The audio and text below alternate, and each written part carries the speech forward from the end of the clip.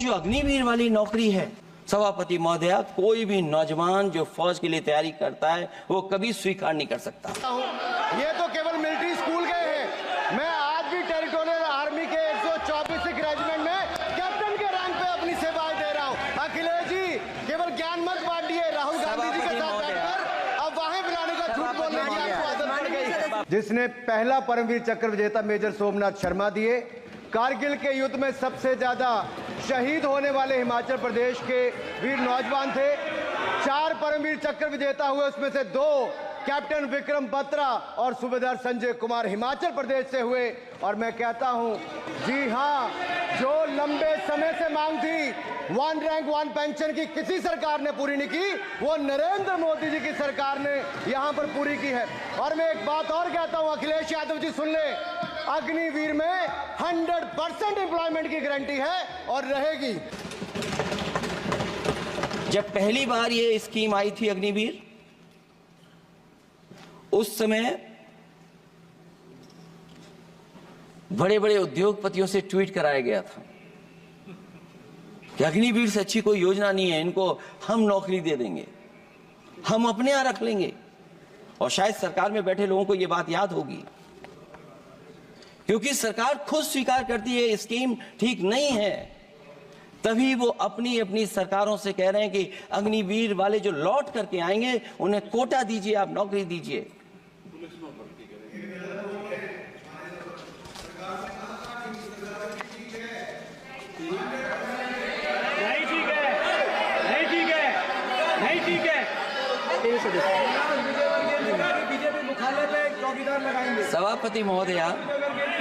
सभापति महोदय, मैं बैठ जाता हूं, आप खड़े होकर के कह दीजिए अग्निवीर व्यवस्था अच्छी है।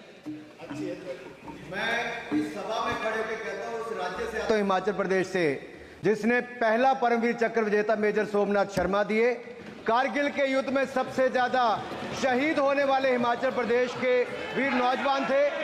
4 परमवीर चक्र विजेता हुए, उसमें से 2 कैप्टन विक्रम बत्रा और सूबेदार संजय कुमार हिमाचल प्रदेश से हुए।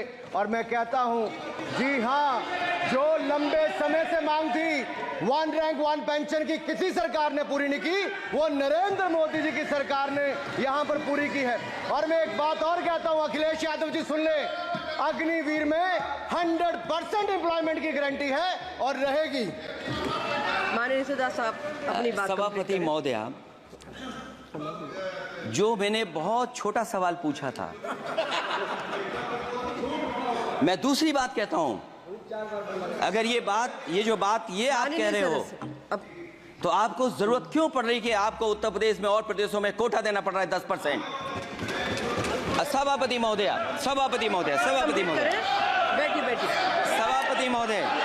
जहां तक रुजाइए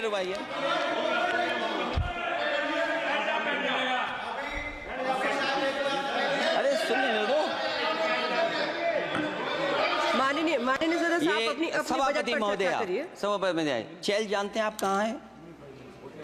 चेल जानते हैं आप कहाँ हैं? कभी गए हो मिलिट्री स्कूल में? मैं खुद मिलिट्री स्कूल का पढ़ा हूँ। और आप परमवीर चक्र की बात कर रहे हो, तो हम भी तमाम नाम गिना सकते हैं। माननीय सदस्य से मैं आग्रह कर रही हूँ, आपस में चर्चा न करें। सभापति महोदय, ये सभापति महोदय, जी 1 मिनट से भी कम, मैं आपके सामने कहना चाहता हूं, ये तो केवल मिलिट्री स्कूल गए हैं। मैं आज भी टेरिटोरियल आर्मी के 124 रेजिमेंट में कैप्टन के रैंक पे अपनी सेवाएं दे रहा हूं। अखिलेश जी केवल ज्ञान मत बांटिए, राहुल गांधी जी के साथ बैठकर अब वाहे बुलाने का झूठ बोलने की आपको आदत पड़ गई। प्लीज बैठिए, प्लीज। माननीय सदस्य से मैं आग्रह कर रही हूं, आप अपनी बजट पर चर्चा करें। सभापति महोदय, आपका समय पूरा हो गया है, मैं प्लीज कंप्लीट करिए। सभापति महोदय, मैं इसलिए नहीं कह रहा, मैं क्या बात कहना चाहता हूं, शायद मंत्री जी नहीं रहे इसलिए तकलीफ परेशानी ज्यादा है। और आप अरे हमारा दर्द नहीं समझोगे, हम आपका दर्द चेहरे से पढ़ते हैं। अच्छा, दर्द मैं बताता हूँ। माननीय सदस्यों से मैं आग्रह कर रही हूँ, सभापति महोदय, दर्द मैं बताता हूँ। बजट पर चर्चा करिए, प्लीज बजट पर सभापति जी, दर्द मैं बताता हूँ। देखिए, दर्द बात पहुंचेगी कि नहीं पहुंचेगी। सभापति महोदया, उत्तर प्रदेश से जब से हारे हैं तब से कोई नमस्कार नहीं कर रहा है। तकलीफ वो है आपको। कंप्लीट करिए। वो माननीय वीडियो सदस्य, हमने प्लीज देखा कंप्लीट है करिए, प्लीज कि कंप्लीट कोई करिए। किसी को नमस्कार नहीं कर रहा है, कोई किसी को देख नहीं रहा है। चलिए, धन्यवाद माननीय और जो अपने आप को बहुत ताकतवर कहते थे, बहुत ताकतवर कहते थे आप अपने आप को, जिसने हराया उसको नहीं ये हटा पा रहे हैं। अब बात समझ में नहीं आई ना? माननीय सदस्य, जिसने हराया उसको नहीं हटा पा रहे। और अगर माननीय सदस्य, सभापति प्लीज, महोदय, माननीय अग्निवीर सदस्य। व्यवस्था समाजवादी लोग स्वीकार ही नहीं कर सकते। आप बजट पर पूरी अपनी बात सभापति रखिए। महोदय, अग्निवीर स्वीकार नहीं कर सकते। आप अपनी जब भी चर्चा हम रखिए, सत्ता कोई में दिक्कत आएंगे, नहीं। साल 2 साल, ये चलने वाली सरकार नहीं है, गिरने वाली सरकार है, याद रखना आप। माननीय सदस्य, और देखिए, आप क्यों नहीं समझ रहे हो? साइकिल हमारा चुनाव चिन्ह है, साइकिल ही आपको सरकार चलवा रही है। जिस दिन साइकिल हट गई, आप कहां बैठे मिलोगे? और दूसरे हमारे साथी हैं जो हमें लेकर के यहाँ लाए थे। माननीय हम यहाँ सदस्य से मैं छूट गए, आग्रह कर वो रही चले हूँ, गए वहाँ। कंप्लीट करिए। सभापति महोदय, मैं कंप्लीट करिए, प्लीज कंप्लीट 2-3 बातें कहता हूँ यूपी बिल्कुल। को लेकर के मैं मांग करता जी, हूँ। कंप्लीट करिए आप। सभापति महोदय, चंबल एक्सप्रेस वे बनना चाहिए, क्योंकि देश का सबसे बड़ा एक्सप्रेस वे जो 1 लाख करोड़ का बना है वो दिल्ली मुंबई से है। और यूपी को क्यों नहीं जोड़ रहे हैं आप? गंगा को लेकर के सब चिंतित हैं। गंगा की सफाई अभी नहीं हुई है। जो बजट गया पता नहीं कहां चला गया, किसी को नहीं पता। जैसे पानी बहा वैसे ही बजट भी चला गया।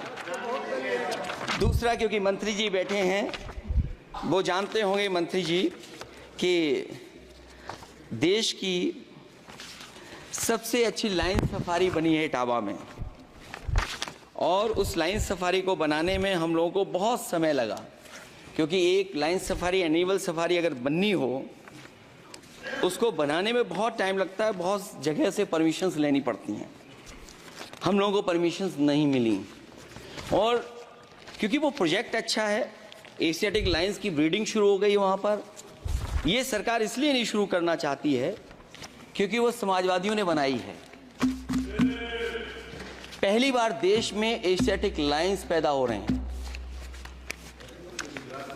नहीं, वहां पर इटावा में पहली बार हो रहे हैं, और वो इसलिए नहीं शुरू कर रहे हैं। और वो शेर मैं बता दूं आपको, शेर आया था कि कोई और आया था, वो कहानी मैं नहीं पढ़ूंगा यहाँ पर।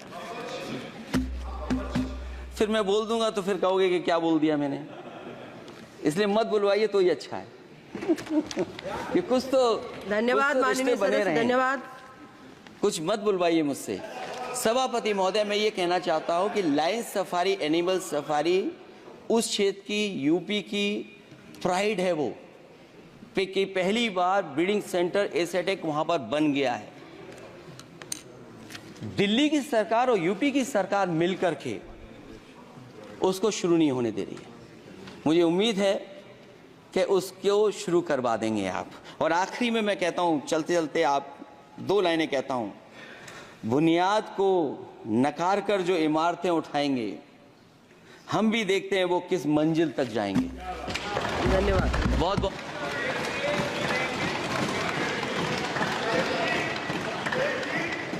अखिलेश जी, कुछ ज्ञान माननीय विपक्ष के नेता को भी दे दीजिए। आपने अच्छा भाषण दिया, उनको भी सिखा दीजिए। हालांकि अयोध्या को मैंने कहा हम काम नहीं रोक रहे हैं, लेकिन सभापति महोदय मैं कहना चाहता हूं, इन लोगों का कौन टाउन प्लानर है, कौन आर्किटेक्ट है, मैं नहीं जानता हूं, लेकिन ये जब सरकार से चले जाएंगे तो विश्व की सबसे बढ़िया नगरी अगर कोई बन करके दिखाएंगे तो वो अयोध्या नगरी होगी। माननीय सदस्य, क्योंकि इससे बड़ा सम्मान और कोई नहीं हो सकता। माननीय सदस्य श्री नवस कनी जी।